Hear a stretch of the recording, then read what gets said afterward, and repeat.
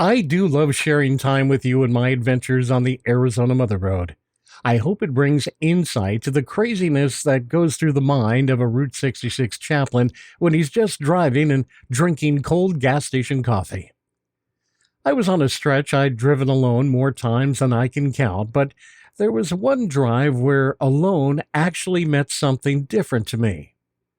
I pulled onto Route 66 with nobody in the passenger seat and no radio station worth keeping the volume up for. It wasn't the next 72 miles ahead of me that felt heavy. I've done this and other roads just like it plenty of times.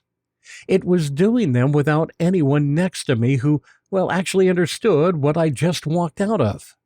Mary, my favorite co-pilot, always gave great insight when my head was spinning like this, and with no cell service, it was just me, him, and the road. There's a verse in Exodus where Moses is standing in front of God. He's not asking for directions. He's not asking for an easy road or even a faster one for that matter. He says something closer to, maybe he said, "Hey God, don't send me anywhere if you're not coming with me." Exodus 33:14 reads, "My presence will go with you, and I will give you rest." That's the whole promise. Not a smoother road, just a heartfelt, you won't be doing this by yourself moment. I used to think grace was something you picked up somewhere and carried the rest of the way on your own, like a to-go cup you're responsible for holding on to. But that's not what the verse says. It's not something handed to you at the counter. Oh no, it's different when you understand and embrace the idea that it's someone getting in the truck with you. That changes the whole shape of it. You see, Grace to Go was never about grabbing something quick and going it alone from there.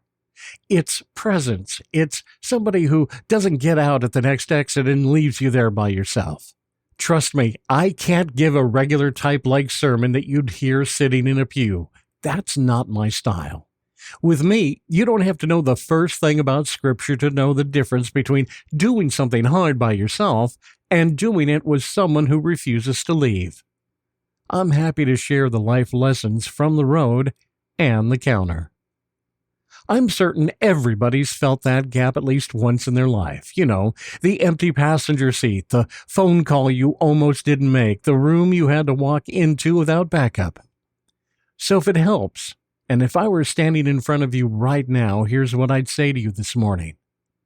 You were never actually sent out there alone. Whatever's next on your road, whatever exit's coming up that you're dreading, His presence already packed itself for the trip before you did. That's it, the whole sermon. Grace isn't about something you pick up.